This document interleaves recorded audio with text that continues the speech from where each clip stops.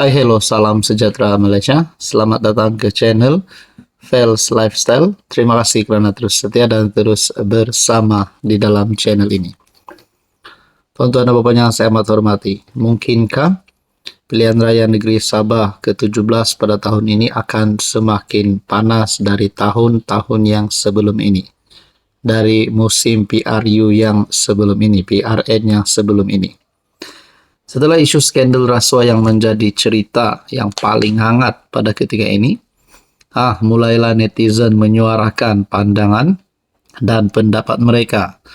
Ada yang setuju Shafie Apdal, Presiden warisan, untuk jadi Ketua Menteri Sabah sekali lagi. Sebelum ini, channel ini ada membuat survei. Saya tanya, siapa agaknya yang layak untuk jadi Ketua Menteri Sabah? Rupanya di dalam ruangan komen ataupun di dalam undian tersebut yang saya buat hanya melalui channel ini, majoriti memilih Shafie Apdal untuk jadi Ketua Menteri Sabah. Nah, dalam pada itu saudara-saudara, saya juga ingin berkongsi di mana warisan pada hari ini menghentam JRS. Mungkin ini juga salah satu isyarat kepada kerajaan negeri JRS untuk lebih bersedia, untuk lebih berhati-hati. Mungkinkah juga kerajaan negeri JRS dan HJJ dalam bahaya? Warisan hentam JRS. Johnny Bond macam akui skandal rasuah Sabah. Nah, berkaitan dengan skandal rasuah Sabah, mungkin ramai yang tertanya-tanya, adakah adun-adun yang terlibat ini akan dikenakan tindakan undang-undang sehingga mereka boleh ditangkap? Pada pendapat saya, mereka pasti akan ditangkap sekiranya mereka ini benar-benar dapat dibuktikan bersalah. Ahli Majlis Tertinggi Warisan Sharifuddin Hatta mendakwa seorang adun JRS seolah-olah mengakui wujudnya skandal rasuah dalam pentadbiran kerajaan negeri. Saya amat terkejut, katanya, pada satu kenyataan merujuk jawapan Ketua Pemuda JRS Johnny Bond Kurum terhadap soalannya semasa sidang Dewan Undangan Negeri Sabah. Kenyataan Johnny Bond seolah-olah mengakui beliau telah percaya bahawa kerajaan JRS di bawah pimpinan Ketua Menteri Datuk Seri Haji Jinor mengamalkan rasuah. Bermakna beliau dari awal telah menerima amalan rasuah yang wujud di dalam pentadbiran kerajaan semasa. Kalau benar wujud rasuah di dalam pentadbiran kerajaan negeri hari ini, rakyat Malaysia, terutamanya rakyat Sabah negeri di bawah Bayu, akan menyuarakan pandangan bahawa mereka tidak mahu pemimpin yang kotor.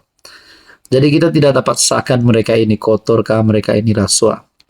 Tetapi kita nantikan apa keputusan daripada pihak-pihak yang berwajib untuk mengesahkan adakah mereka ini kotor, penuh dengan rasuah.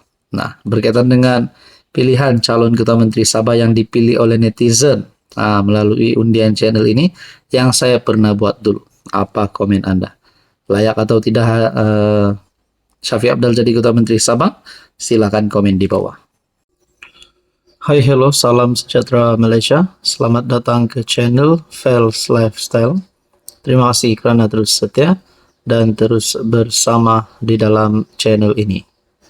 Tuan-tuan dan puan-puan, saudara-saudara yang saya amat hormati.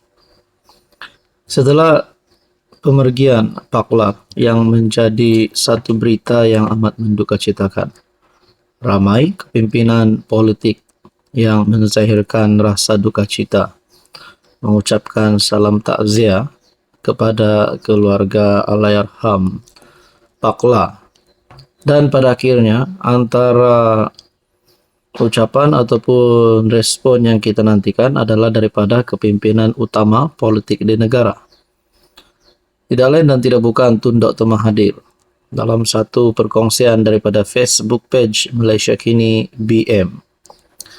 Bekas Perdana Menteri Dr. Mahathir Mohamad memberi penghormatan kepada penggantinya Allahyarham Abdullah Ahmad Badawi. Bercakap kepada pemberita di Masjid Negara, Mahathir mengimbau bahawa dia pertama kali bertemu Abdullah pada 1968 di sebuah pasar raya. Bagaimanapun, perkara yang paling diingatinya hari ini ialah keputusan Abdullah berundur sebagai Perdana Menteri pada tahun 2009. Contohi paklah, dia tak ada masalah, letak jawatan kata Mahathir. Nah, di dalam ruangan komen melalui artikel berita ini, setelah Tun Mahathir membuat kenyataan tersebut, di dalam ruangan komen ada pula serangan terhadap Tun Mahathir. Mungkinkah Mahathir pun kini sedang kritikal kerana beliau pun tidak mampu untuk menjatuhkan Anwar, tidak mampu pun untuk menumpaskan Anwar Ibrahim. Setelah kalah teruk pada pilihan raya umum 15, ramai yang kata Mahathir patut berehat. Nah, di dalam ruangan komen yang saya ingin kongsikan kepada Anda, contohi paklah lepas letak jawatan sebagai PM terus bersara dari politik, dah tak kacau orang dah. Komen seterusnya berkata, tapi jangan contohi Mahathir, sebab dah jadi PM 2 kali pun masih nak jadi PM lagi. Saka ingatkan diri sendiri tu, tak ada nilai untuk rakyat. Ibu segala masalah. Cakap you pandai tapi you sendiri tak ikut. Ada yang kata di sini, sebab tunlah paklah letak jawatan. Siap buat blog jatuhkan beliau, menurut salah satu pengguna FB. Mahathir banyak masalah dengan semua timbalannya, lepas satu lagi.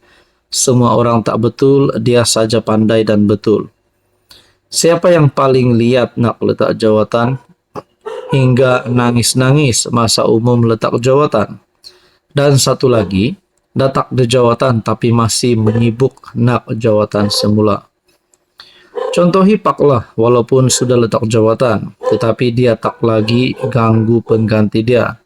Bukan seperti Atok, kali dah lali, dah pun letak jawatan, tetapi masih nak rebut kuasa, nak 2 kali naik PM. Ada yang kata di sini, semoga Tun M dilanjutkan usia. Seronok sangat bila Tun M buka mulut. Ya, contohi paklah, jangan contohi orang yang tak habis-habis nak masuk campur lepas letak jawatan. Ada yang letak jawatan sampai 2 kali, penuh dengan hati yang busuk.